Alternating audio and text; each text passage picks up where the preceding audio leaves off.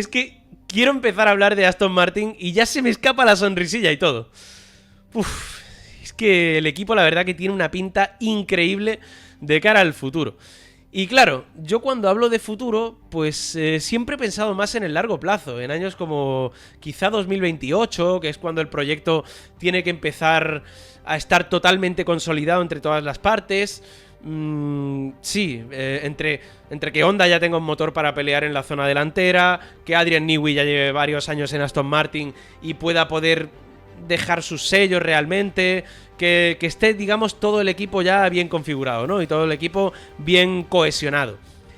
Pero resulta que hay gente que no opina igual. Y con gente no me refiero a Paquito, el de la esquina, o el del estanco, sino que ha hablado una persona del equipo Aston Martin y ha dicho que quieren pelear por victorias en 2026 y por el título en 2027. Y voy a citar textualmente al señor Jefferson Slack. Un apellido que me suena, por cierto, pero bueno, eso es otro tema. Cito: tenemos que luchar por ganar carreras y campeonatos, y eso es lo que vamos a hacer. El cambio va a ser 2026 y tenemos todas las herramientas en su lugar para conseguirlo. No es una tarea fácil, pero es nuestro objetivo y creo que tenemos todas las piezas en su sitio para conseguirlo. Adrian Newey será una gran ayuda para el 2026, para estar luchando por victorias, y creo que luego, ya en el 2027, luchando por campeonatos. Casi nada, ¿eh? A ver, poco de tranquilidad. Lo primero que hay que decir es que este hombre, Jefferson Slack, es el director comercial y de marketing de Aston Martin. Y claro, los de marketing, pues bueno, tienen que vender, tienen que crear un poquito de hype en torno al equipo, y es un poco, pues, normal que diga este tipo de cosas. Pero aún así, me extraña que sea tan específico y que hable ya de victorias en 2026 y el título, o pelear por el título, en 2027. Es como un plan muy marcado, ¿no? Y eso la verdad que me gusta. Me gusta, la verdad, porque se ve que hay un plan de verdad.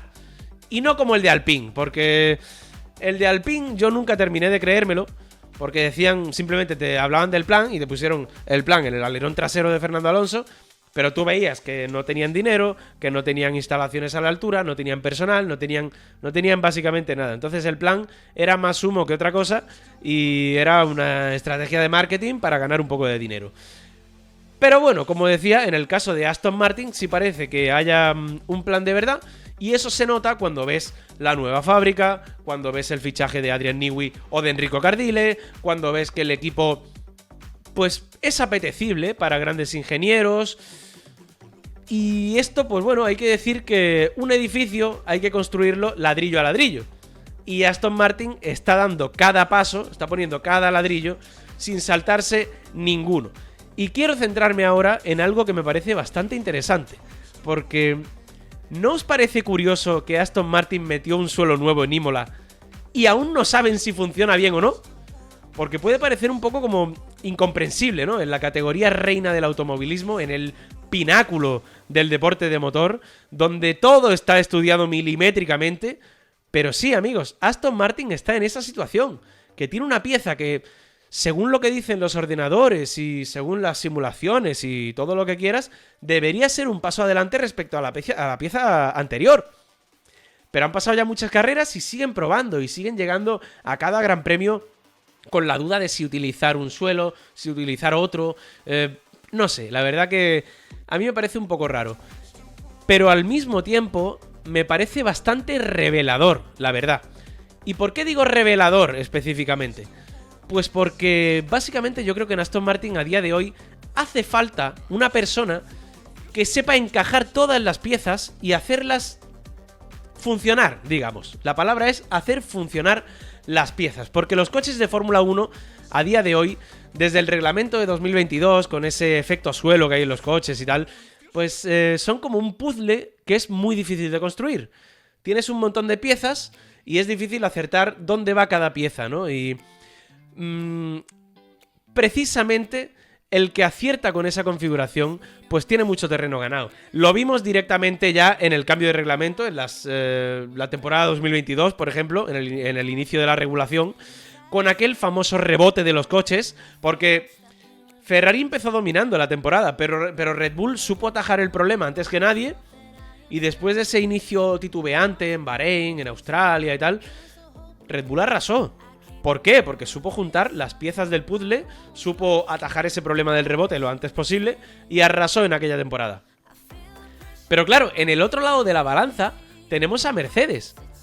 Por un lado Red Bull ataja bien el problema y arrasa en la temporada, y en el otro lado de la balanza Mercedes. ¿Qué pasó con Mercedes? Empezó el año 2022 con un coche como muy innovador, muy rompedor, con aquel concepto de 0 pontones, os acordaréis de esos pontones que parecía que no había pontones. Y lo cierto es que no les fue nada bien. Y de hecho tuvieron que hacer un montón de experimentos, sobre todo en el coche de Hamilton, con aquellas configuraciones tan experimentales, tan extremas. Y al final de la temporada sí que parecía que daban un pasito adelante, que empezaban a acertar un poquito con la configuración.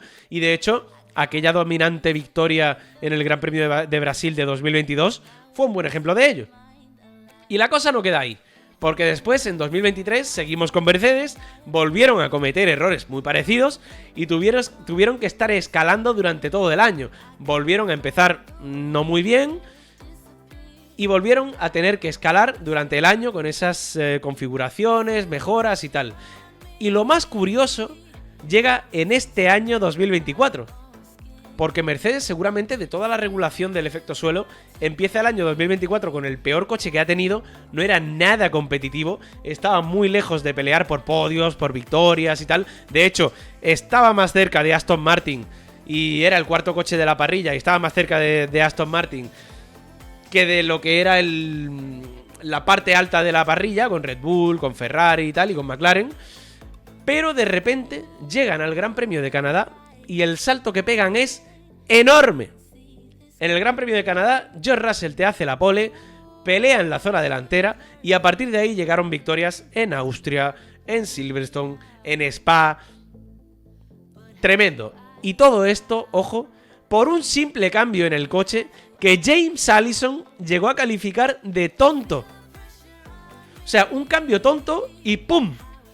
Pasas de pelear con Aston Martin y de ser seguramente la cuarta fuerza de la parrilla a de repente verte en la pelea por el podio o la victoria. Para que veáis lo que es la Fórmula 1 actual, ¿eh? O sea, con un pequeño cambio tonto, de repente eres o cuarto coche o segundo o incluso ganando carreras. ¿Y por qué digo todo esto? Porque, bueno, obviamente estábamos hablando de Aston Martin y me da la sensación de que en Aston Martin se necesita ese cambio tonto. Ese cambio tonto que tuvo Mercedes lo necesita Aston Martin. Porque ahora mismo está claro que las piezas del coche no terminan de encajar entre sí. Parece que han ido metiendo piezas nuevas ahí a cholón, como dice Jorge, y no terminan de entender cómo se puede hacer para que todo el coche reme en la misma dirección. Ya les pasó en Canadá el año pasado, que empezaron a perderse, que empezaron el año muy bien y a partir de Canadá ya se perdieron, y parecía que encontraban el camino hacia el final de la temporada. Pero ahora, de nuevo, están muy perdidos. ¿Y qué hace falta cuando estás muy perdido en la vida? Pues una brújula. Está claro que hace falta una brújula para encontrar el camino correcto, y esa brújula, obviamente, es Adrian Newey. Recordemos que el genio británico ya ha sido fichado por Aston Martin y empezará a trabajar con el equipo de Silverstone el día 1 de marzo del próximo año. Y claro, he leído por ahí a mucha gente que está diciendo que Newey no va a tener nada de influencia en el coche del año 2025, porque claro, estará centrado en el cambio de reglamento y todo lo que queráis. Por un lado estoy de acuerdo, porque obviamente no creo que gaste absolutamente nada de tiempo en intentar diseñar piezas para el coche del año que viene. Pero hay un detalle que se le está escapando a mucha gente, y es precisamente de lo que llevo hablando un buen rato: la configuración del coche. Lo primero que hay que decir en este sentido es que el coche hay que configurarlo obviamente en cada circuito. Y no te vale la configuración del año pasado a extrapolarla a este año, porque el coche cambia, las condiciones de la pista cambian y siempre llegas a un gran premio y a lo largo de los libres hay que configurar el coche. Y claro, configurar el coche en circuito no resta tiempo para el año 2026, porque Adrian Newey no va a estar 24/7 en la fábrica, porque obviamente hay limitaciones en el túnel de viento, hay limitaciones en el CFD, y Aston Martin va a tener que ir a cada circuito a optimizar su coche, y con la ayuda de Adrian Newey in situ, yo estoy convencidísimo de que el equipo puede dar un serio paso adelante con el simple hecho de acertar con el setup.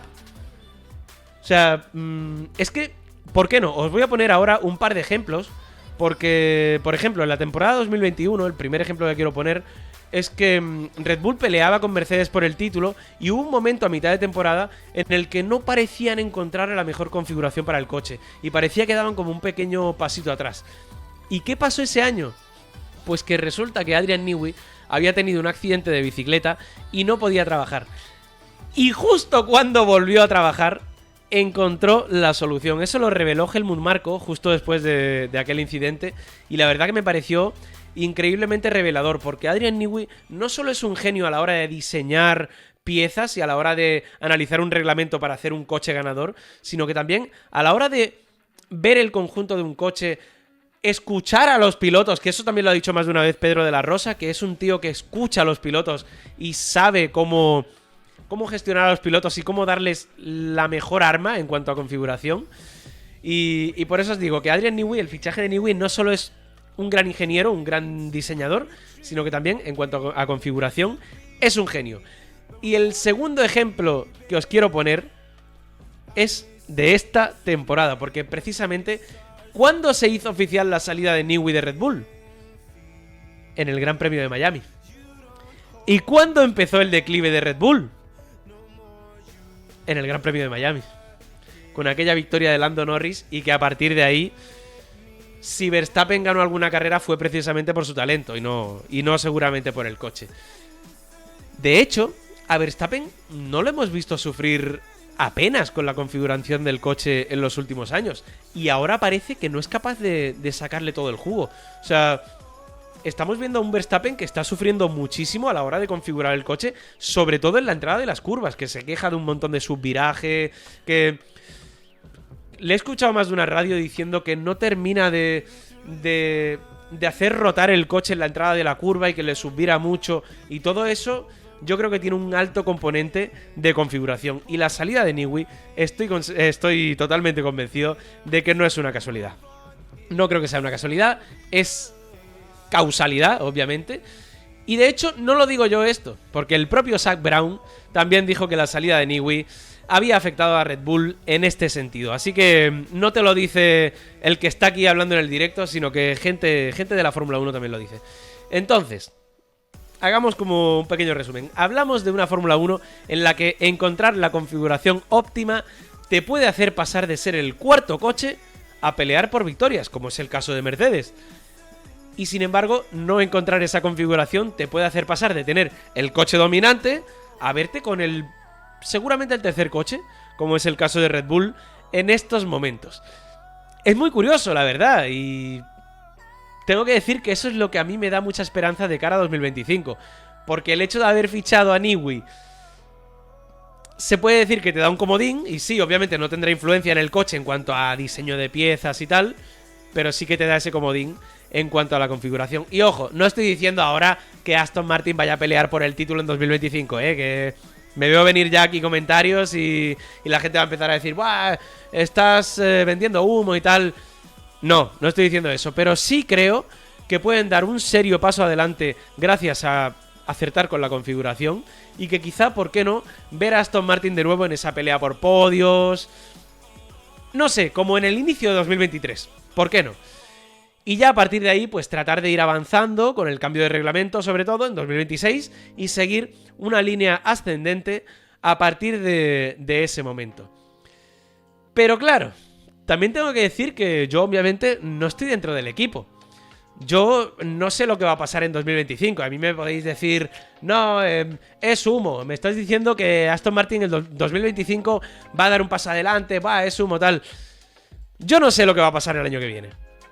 Pero ¿quién lo puede saber? ¿Quién lo puede saber? ¿Igual alguien que está dentro del equipo? ¿Igual Fernando Alonso tiene algo que decir? Igual sí, ¿no? ¿Y qué dice Fernando Alonso sobre la temporada 2025?